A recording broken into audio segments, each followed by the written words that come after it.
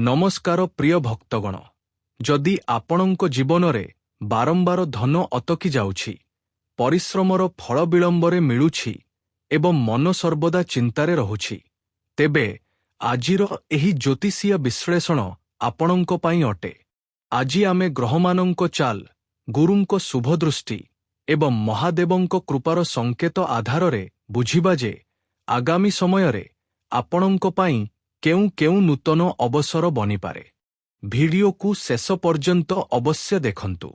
ଦୋସ୍ତ, ପଇସା ଏବଂ ସୁନାରେ ତିଜୋରି ଭରିଯିବ, ଏମିତି ଜ୍ୟୋତିଷ ଶାସ୍ତ୍ରର ସଂକେତ ଅଛି। ଏବେ ଆପଣଙ୍କ କୁଣ୍ଡଳୀରେ ଅଚାନକ ବହୁତ ବଡ଼ ରାଜଯୋଗ ବନିଛି। ବାସ୍ ଏହି ତିନୋଟି କଥା ସର୍ବଦା ଧ୍ୟାନ ରଖିବେ। ତାପରେ ଦେଖିବେ ଆପଣଙ୍କ ଜୀବନ ସମ୍ପୂର୍ଣ୍ଣ ଭାବରେ ବଦଳିଯିବ। ଚିନ୍ତା ଛାଡ଼ନ୍ତୁ, ଖୁସି ହୋଇଯିବେ। ଦୋସ୍ତ, ରବିବାର ଦିନଗୁଡ଼ିକ ସମ୍ପୂର୍ଣ୍ଣ ଭାବରେ ଶେଷ ହୋଇସାରିଛି। ଅଚାନକ ଆପଣଙ୍କର ପୂରା ଲକ୍ଷ ଟଙ୍କାର ଲଟେରୀ ଲାଗିବାକୁ ଯାଉଛି ଏବଂ ଉପରୁ କୋଟି ଦେବଦେବୀ ଆପଣଙ୍କ ଉପରେ ମେହରବାନ ହୋଇସାରିଛନ୍ତି। ଯେପରିକି ଭଗବାନ ମହାଦେବଜୀ, ଶ୍ରୀ ବିଷ୍ଣୁଜୀ, ବଜରଙ୍ଗବଳୀ, ମା ମହାଲକ୍ଷ୍ମୀ, ମା ସରସ୍ୱତୀ, ମା ଦୁର୍ଗା ଅର୍ଥାତ୍ ସମସ୍ତ ଦେବଦେବୀ ଆପଣଙ୍କ ଉପରେ ମେହରବାନ ହୋଇସାରିଛନ୍ତି। ସେଥିପାଇଁ ଏବେ ଆପଣଙ୍କ ଘରର ତିଜୋରି ସମ୍ପୂର୍ଣ୍ଣ ଭାବରେ ଭରିଯିବ। ପଇସା ଏବଂ ସୁନାରୂପାରେ ସମୟ ବହୁତ କମ ଅଛି। ଦୋସ୍ତ, ଆଜିର ଏହି ଭବିଷ୍ୟବାଣୀକୁ ଆପଣ ହାଲୁକାରେ ନେବାର ଭୁଲ କରନ୍ତୁ ନାହିଁ। ବହୁତ ପରିଶ୍ରମ ପରେ ଆମେ ଆପଣଙ୍କ ପାଇଁ ଏତେ ଭିଡିଓର ନିର୍ମାଣ କରିଛୁ। ଦୋସ୍ତ, ଯଦି ପୂର୍ବ କିଛି ସମୟରୁ ଆପଣଙ୍କୁ ଲାଗୁଛି ଯେ ପରିଶ୍ରମ ସତ୍ତ୍ୱେ ଧନ ଅଟକି ଯାଉଛି କିମ୍ବା ଘରେ ବରକତ ଦୃଶ୍ୟମାନ ହେଉନାହିଁ ଏବଂ ମନ ସର୍ବଦା ଚିନ୍ତାରେ ବା ରହୁଛି, ତେବେ ଆଜିର ଏହି ଜ୍ୟୋତିଷ ଜ୍ଞାନ ଆପଣଙ୍କ ପାଇଁ ସବୁଠାରୁ ଅଧିକ ମହତ୍ତ୍ୱପୂର୍ଣ୍ଣ ପ୍ରମାଣିତ ହୋଇପାରେ। ଏପରି ଭବିଷ୍ୟବାଣୀ ଆପଣଙ୍କୁ ପୂର୍ବରୁ କେବେ ମଧ୍ୟ ଦେଖିବାକୁ ମିଳିନଥିବ। ବ୍ରହ୍ମାଣ୍ଡର ଶକ୍ତିଗୁଡ଼ିକ ଆପଣଙ୍କ ଉପରେ ମେହରବାନ ଅଛନ୍ତି।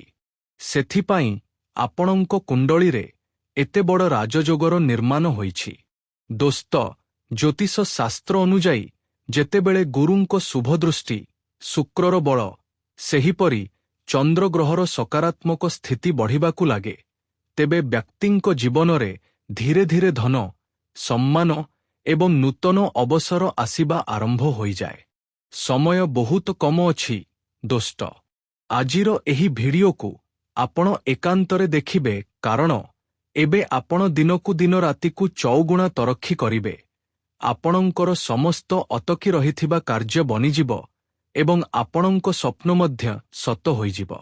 ଉପରବାଲା ଆପଣଙ୍କ ପାଇଁ ବହୁତ ବଡ଼ ଖେଳ କରିଦେଇଛନ୍ତି। ଏବେ ଚମତ୍କାରୀ ଘଟଣାଗୁଡ଼ିକ ଆପଣଙ୍କ ଜୀବନରେ ଘଟିବ। ସେଥିପାଇଁ ଭିଡିଓକୁ ମିସ୍ କରନ୍ତୁ ନାହିଁ ଏବଂ ସମ୍ପୂର୍ଣ୍ଣ ଶେଷ ପର୍ଯ୍ୟନ୍ତ ଦେଖନ୍ତୁ।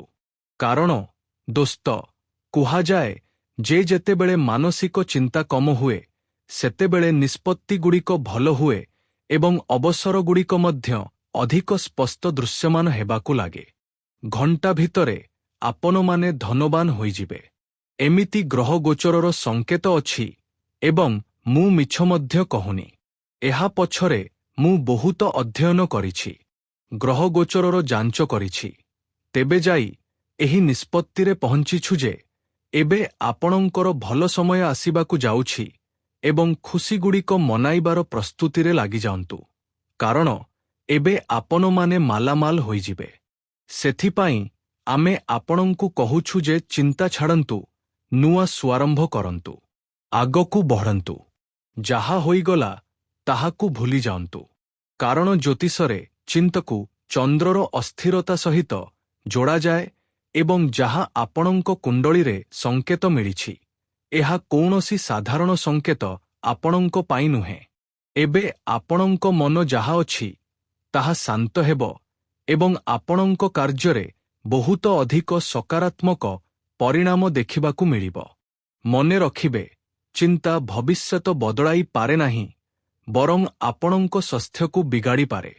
କିନ୍ତୁ ସଠିକ୍ କାମଗୁଡ଼ିକ ଭବିଷ୍ୟତକୁ ନିଶ୍ଚିତ ଭାବରେ ବଦଳାଇ ଦେଇଥାଏ ଏବଂ ନିରନ୍ତର ପରିଶ୍ରମ ଆପଣଙ୍କ ଭବିଷ୍ୟତକୁ ନିଶ୍ଚିତ ବଦଳାଇବ। ଯଦି ଆପଣ କ୍ରମାଗତ ପ୍ରୟାସ କରୁଥିବେ, ତେବେ ଅଟକି ରହିଥିବା କାର୍ଯ୍ୟଗୁଡ଼ିକ ଆଗକୁ ବଢ଼ିପାରେ। ଆର୍ଥିକ ସ୍ଥିତିରେ ସୁଧାର ମଧ୍ୟ ଦେଖିବାକୁ ମିଳିପାରେ ଏବଂ ପରିବାରରେ ଖୁସିର ପରିବେଶ ମଧ୍ୟ ବନିପାରେ। ଦୋସ୍ତ, ସମୟ ବହୁତ କମ ଅଛି। ଭିଡିଓକୁ ଏକାନ୍ତରେ ଦେଖିବେ, କାରଣ ଏବେ ଆସୁଥିବା ସମୟ ଆପଣଙ୍କ ଜୀବନ ପାଇଁ ସବୁଠାରୁ ଏବଂ ଲାଭଦାୟକ ସମୟ ହୋଇପାରେ। ଏତେ ମହତ୍ୱପୂର୍ଣ୍ଣ ସମୟ ଆପଣଙ୍କ ଜୀବନରେ ପ୍ରଥମ ଥର ପାଇଁ ଦୃଶ୍ୟମାନ ହେଉଛି। କୁଣ୍ଡଳୀରେ ରାଜଯୋଗ ବନିଛି, ଧନଯୋଗର ନିର୍ମାଣ ହୋଇଛି। ତେଣୁ ଆପଣ ଭାବୁଥିବେ ଯେ ଧନଯୋଗ କିପରି ବନିଥାଏ। ଧ୍ୟାନର ସହିତ ଶୁଣିବେ, ବହୁତ କମ ଶବ୍ଦରେ ମହତ୍ୱପୂର୍ଣ୍ଣ ଜ୍ଞାନମାନ ମୁଁ ଆପଣଙ୍କୁ ଦେବାର କାମ କରିବି। ଜ୍ୟୋତିଷ ଶାସ୍ତ୍ର ଅନୁଯାୟୀ ଯେତେବେଳେ ଗୁରୁ, ଶୁକ୍ର ଏବଂ ବୁଧ ଅନୁକୂଳ ପ୍ରଭାବରେ ଥାନ୍ତି, ସେତେବେଳେ ବ୍ୟକ୍ତିକୁ ନୂତନ ଆୟର ଉତ୍ସ, ସେହିପରି ବ୍ୟାପାରରେ ଲାଭ ଏବଂ ଚାକିରିରେ ଅବସର କିମ୍ବା ଅଟକି ରହିଥିବା ଧନ ମିଳିବା ଭଳି ପରିସ୍ଥିତିଗୁଡ଼ିକ ବନିପାରେ। ଦୋସ୍ତ, ଏହା ଆବଶ୍ୟକ ନୁହେଁ ଯେ ଲାଭ କେବଳ ଗୋଟିଏ ମାଧ୍ୟମରୁ ମିଳୁ। କେବେ ନୂଆ କାମ, କେବେ ପୁରୁଣା ନିବେଶ, କେବେ ନୂଆ ଦାୟିତ୍ୱ କିମ୍ବା ପୁଣି କୌଣସି ଶୁଭ ସମାଚାରର ରୂପରେ ମଧ୍ୟ ଆର୍ଥିକ ପ୍ରଗତିର ମାର୍ଗ ଖୋଲିପାରେ ଏବଂ ଆପଣଙ୍କ ଜୀବନରେ ଖୁସିଗୁଡ଼ିକ ଫେରିଆସିପାରେ। ଏହି କାରଣରୁ ଏହି ସମୟରେ ଜଲଦବାଜି ବଦଳରେ ସଠିକ୍ ନିଷ୍ପତ୍ତି ନେବା ଅଧିକ ଲାଭଦାୟକ ବୋଲି ବିବେଚନା କରାଯାଏ। ତେବେ ଯାଇ ଧନଯୋଗର ନିର୍ମାଣ ହୋଇଥାଏ, ଯେତେବେଳେ ଗୁରୁ, ଶୁକ୍ର ଏବଂ ବୁଧ ଅନୁକୂଳ ପ୍ରଭାବରେ ଥାନ୍ତି ଏବଂ ଏହି ସମସ୍ୟା ସ୍ପଷ୍ଟ ଦୃଶ୍ୟମାନ ହେଉଛି ଯେ ଏହି ଗ୍ରହମାନଙ୍କ ସକାରାତ୍ମକ ପ୍ରଭାବ ଆପଣଙ୍କ କୁଣ୍ଡଳୀରେ ଆକ୍ଟିଭ ହୋଇସାରିଛି, ଯାହା କାରଣରୁ ଆପଣଙ୍କୁ ମାଲାମାଲ ହେବାରୁ କେହି ରୋକିପାରିବେ ନାହିଁ। ଏପରିକି ଆପଣଙ୍କ ଶତ୍ରୁମାନେ ଯେତେ ଅଧିକ ପ୍ରୟାସ କରନ୍ତୁ ନାହିଁ କାହିଁକି, ଆପଣଙ୍କ ତରକ୍ଷୀକୁ କେହି ରୋକିପାରିବେ ନାହିଁ। ମୋତେ ଜଣାଅଛି, ଆପଣଙ୍କ ଜୀବନରେ ପଇସାର ବହୁତ ଆବଶ୍ୟକତା ଅଛି। ମନେ ରଖିବେ, ଏହି ସମୟ କଳିଯୁଗର ଚାଲୁଛି। ଏଠାରେ ଲୋକମାନେ ପଇସାକୁ ହିଁ ମହତ୍ତ୍ୱ ଦିଅନ୍ତି, ମଣିଷକୁ ନୁହେଁ। ସେଥିପାଇଁ ଯେତେ ସମ୍ଭବ ହୋଇପାରିବ ପରିଶ୍ରମ କରନ୍ତୁ।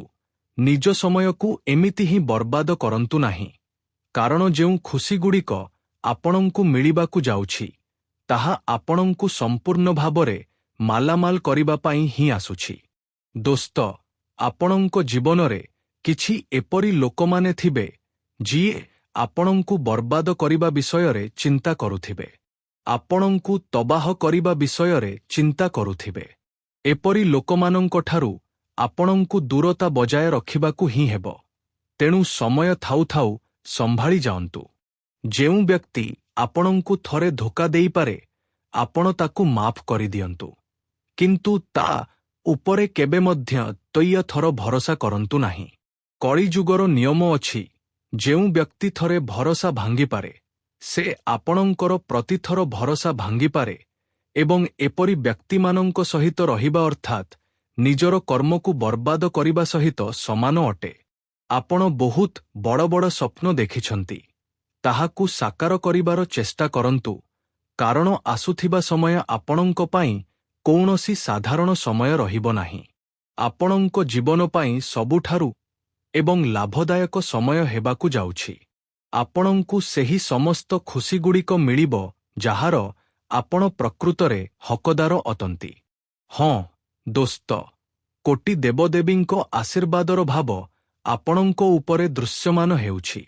ଏହାର ଅର୍ଥଗତ ଜନ୍ମରେ କିଛି ତ ଭଲ କର୍ମ ଆପଣ କରିଥିବେ। ତେବେ ଯାଇ ଆପଣଙ୍କ ଉପରେ ଏକାସାଥେ ଏତେ ବଡ଼ ବଡ଼ ଦେବଦେବୀ ମେହରବାନ ଅଛନ୍ତି। ଦେଖନ୍ତୁ ଦୋସ୍ତ, ସନାତନ ପରମ୍ପରାରେ କୋଟି ଦେବଦେବୀଙ୍କ ଉଲ୍ଲେଖ ସମସ୍ତ ଦେବୀ ଶକ୍ତିମାନଙ୍କର ପ୍ରତୀକ ରୂପରେ କରାଯାଇଥାଏ ଏବଂ ଏହି ସମୟରେ କୋଟି ଦେବଦେବୀ ଆପଣଙ୍କ ଉପରେ ମେହରବାନ ଅଛନ୍ତି କାରଣ ସେ ଆପଣଙ୍କୁ ମାଲାମାଲ ବଣାଇବାକୁ ଚାହାନ୍ତି। ଆପଣଙ୍କ ଘରେ କୌଣସି ମଧ୍ୟ ଜିନିଷର କୌଣସି ଅଭାବ ରହିବ ନାହିଁ। ବାସ୍ ହିମ୍ମତକୁ ହାରିବାକୁ ଦେବେ ନାହିଁ।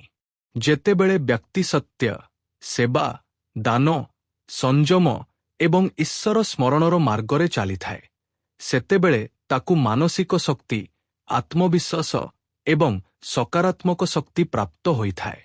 ଦୋସ୍ତ, ଯଦି ଆପଣଙ୍କ ଭିତରେ ସଂଯମର ଭାବନା ଅଛି, ତେବେ ଆପଣଙ୍କୁ ଖୁସି ମନାଇବା ଉଚିତ, କାରଣ ଏବେ ବହୁତ ବଡ଼ ଚମତ୍କାରୀ ପରିବର୍ତ୍ତନଗୁଡ଼ିକ ଘଟିବ।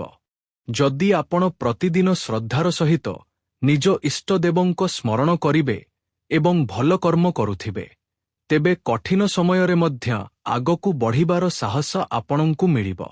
ଗୋଟିଏ ପରେ ଗୋଟିଏ ପ୍ରତ୍ୟେକ ସ୍ୱପ୍ନ ଆପଣଙ୍କ ସହିତ ରହିବ। ଦୋସ୍ତ, ବ୍ରହ୍ମାଣ୍ଡରେ ଅଚାନକ ବହୁତ ବଡ଼ ଓଲଟପାଲଟ ହୋଇଛି, ଯାହାର ସିଧାସଳଖ ପ୍ରଭାବ ଆପଣଙ୍କ ଜୀବନରେ ଦେଖିବାକୁ ମିଳିପାରେ। ଆପଣଙ୍କୁ କେବଳ କର୍ମ କରୁଯିବାକୁ ହେବ, ଜୀବନରେ ସଫଳତା ଆପଣଙ୍କୁ ମିଳୁଯିବ। ବାସ୍ ଏହି ତିନୋଟି କଥା ଧ୍ୟାନ ରଖିବେ, ଯାହା ଆଗକୁ ମୁଁ ଆପଣଙ୍କୁ କହିବାକୁ ଯାଉଛି। ପ୍ରଥମ କଥାଟି ହେଲା, ପରିଶ୍ରମ ଆପଣଙ୍କୁ କେବେ ମଧ୍ୟ ଛାଡ଼ିବାକୁ ପଡ଼ିବ ନାହିଁ। ଆପଣଙ୍କ ଜୀବନରେ ଖୁସି ଆସୁ କିମ୍ବା ନ ଆସୁ, କିନ୍ତୁ ନିରନ୍ତର ପରିଶ୍ରମ ଜାରି ରଖନ୍ତୁ, କାରଣ ଗୋଟିଏ ଦିନ ଏପରି ନିଶ୍ଚିତ ଆସିବ ଯେତେବେଳେ ଗ୍ରହ ଗୋଚର ଏବଂ ଦେବଦେବୀ ଆପଣଙ୍କୁ ସବୁଠାରୁ ବଡ଼ ମଣିଷ ବଣାଇଦେବେ। ଜ୍ଞାନ ଦେଖନ୍ତୁ ଅବସର ଦେଇଥାନ୍ତି, କିନ୍ତୁ ସଫଳତା କର୍ମରୁ ହିଁ ମିଳିଥାଏ ଏବଂ ଆଜି ସନ୍ଧ୍ୟା ମିନିଟରେ ମାତା ମହାଲକ୍ଷ୍ମୀଜୀଙ୍କ କୃପା ଆପଣଙ୍କୁ ପ୍ରାପ୍ତ ହେବ।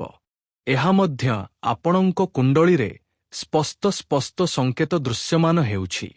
ଏହି ସହିତ ଦ୍ୱିତୀୟ କଥାଟି ଧ୍ୟାନର ସହିତ ଶୁଣିବେ, ଆପଣଙ୍କ କମାଇର ଆପଣଙ୍କୁ ସର୍ବଦା ସମ୍ମାନ କରିବାକୁ ହେବ। ଆପଣ କମାଉଥାନ୍ତୁ କିମ୍ବା ଲାଖ, ଆପଣଙ୍କୁ ଏହାର ସମ୍ମାନ କରିବାକୁ ହିଁ ହେବ, କାରଣ ଏହା ମଧ୍ୟ ଆପଣଙ୍କ ପରିଶ୍ରମର କମାଇ ଅଟେ। ଅନାବଶ୍ୟକ ଖର୍ଚ୍ଚରୁ ଆପଣଙ୍କୁ ବଞ୍ଚିବା ଉଚିତ ଏବଂ ସଞ୍ଚୟର ଅଭ୍ୟାସ ବଣାଇବା ଉଚିତ, କାରଣ ଯଦି ପଇସା ବଢ଼ାଇବାର ଅଭ୍ୟାସ ଆପଣ ପକାଉଛନ୍ତି, ତେବେ ବୁରା ସମୟରେ ଏହି ପଇସା ଆପଣଙ୍କ ବହୁତ କାମରେ ଆସିଥାଏ। ଦୋସ୍ତ, ତୃତୀୟ ଏବଂ ସବୁଠାରୁ ମହତ୍ୱପୂର୍ଣ୍ଣ କଥା, କେବେ ମଧ୍ୟ ଲୋକଙ୍କ ତରକ୍ଷିକୁ ଦେଖି ଈର୍ଷା କରିବା ଉଚିତ ନାହିଁ। ଈର୍ଷା କରିବା ଉଚିତ ନାହିଁ। ଯେତେ ସମ୍ଭବ କ୍ରୋଧରୁ ମଧ୍ୟ ଆପଣଙ୍କୁ ଦୂରତା ବଜାୟ ରଖିବାକୁ ହେବ, କାରଣ କ୍ରୋଧ ଅନ୍ୟମାନଙ୍କୁ ପରେ କିନ୍ତୁ ନିଜକୁ ପ୍ରଥମେ ନଷ୍ଟ କରିଦିଏ ଏବଂ ଆପଣଙ୍କୁ କେବେ ମଧ୍ୟ ନିଜ ମସ୍ତିଷ୍କରେ ନକାରାତ୍ମକ ଚିନ୍ତା ଆଣିବା ଉଚିତ ନୁହେଁ ବରଂ ଜରୁରୀ ଅଛି। ଏବଂ ହଁ, ଏହି କଥାଗୁଡ଼ିକୁ ଆପଣଙ୍କୁ ଧ୍ୟାନରେ ରଖିବାର ଅଛି ଯେ ଦୋସ୍ତ, ଆଜି ଆପଣ ନିଜର ଜରୁରୀଠାରୁ ଅଧିକ ଆଲୋଚନା କରିବାର ମୁଡ୍ରେ ଅଛନ୍ତି। ଆପଣଙ୍କୁ ବି ଜଣାଅଛି ଯେ ଆପଣଙ୍କ ଅଧିକାଂଶ ଚିନ୍ତାଗୁଡ଼ିକ ନିରର୍ଥକ ଅଛନ୍ତି, ତଥାପି ଆପଣ ଚିନ୍ତା କରୁଥାନ୍ତି।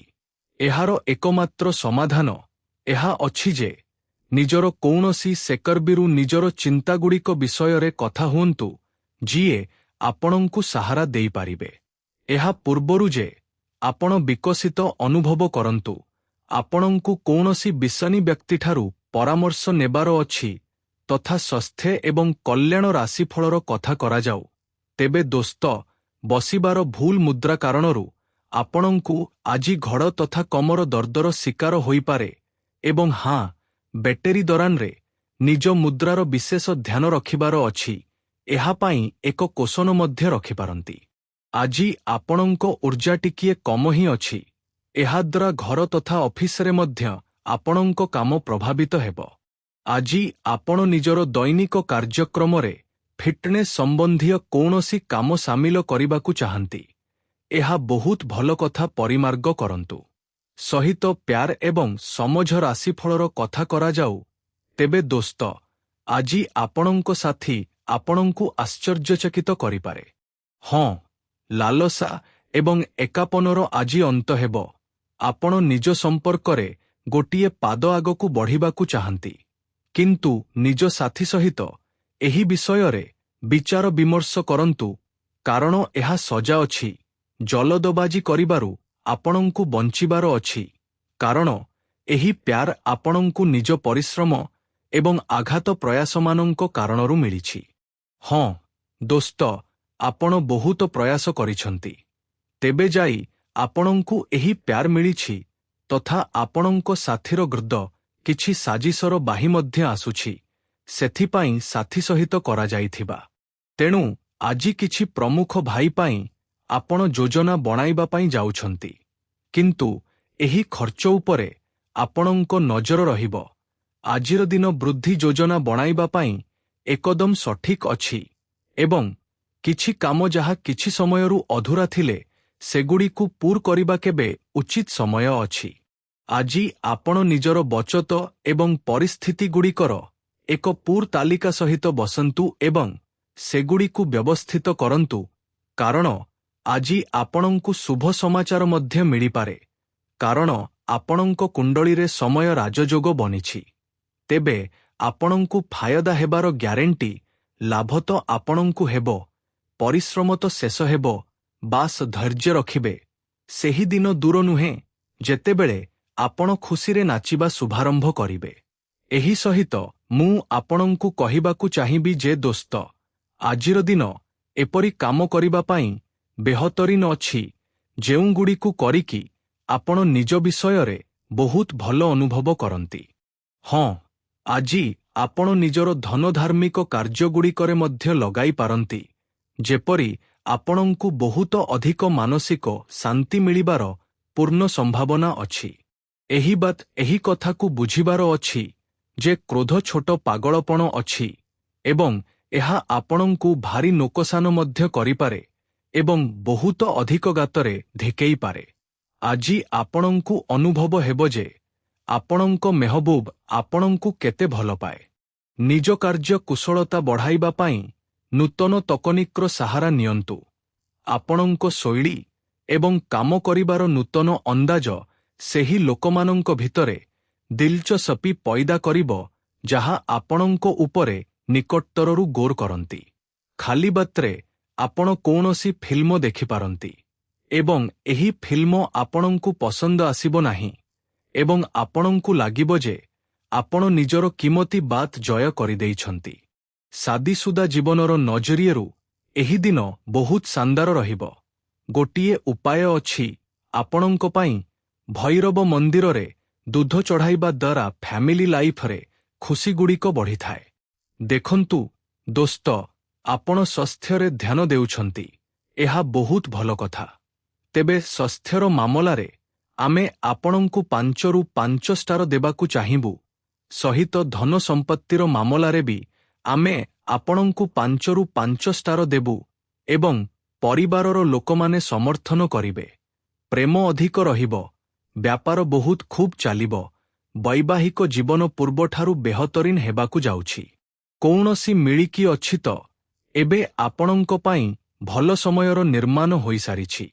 ସେଥିପାଇଁ ମିଠାଇ ନିଅନ୍ତୁ ଏବଂ ସମସ୍ତଙ୍କ ମୁହଁ ମିଠା କରନ୍ତୁ। ମା ଭଦ୍ରକାଳୀ, ମା ଦୁର୍ଗା ଏବଂ ମହାଦେବଜୀଙ୍କ ଆଶୀର୍ବାଦ ଆପଣଙ୍କ ଉପରେ ଅଛି। ଦୋସ୍ତ, ଏବେ ଆପଣଙ୍କ ଘର ପଇସାରୁ ଭରି ରହିବ। ମୁଁ ଆପଣଙ୍କୁ ଏହି ଭିଡିଓର ମାଧ୍ୟମରୁ ସବୁ କିଛି କହିଦେଇଛି, କିନ୍ତୁ ତଥାପି ଯଦି ଆପଣଙ୍କୁ କୌଣସି ଡାଉଟ୍ ଲାଗୁଛି, କିଛି ପ୍ରଶ୍ନ ପଚାରିବାକୁ ଚାହାନ୍ତି, ତେବେ କମେଣ୍ଟ ବକ୍ସ ଖୋଲା ଅଛି। କମେଣ୍ଟ କରନ୍ତୁ, ନିଜର ମତ ଦିଅନ୍ତୁ। ଚାଲନ୍ତୁ ମିଳୁଛୁ ଭିଡିଓରେ ତବ ପାଇଁ।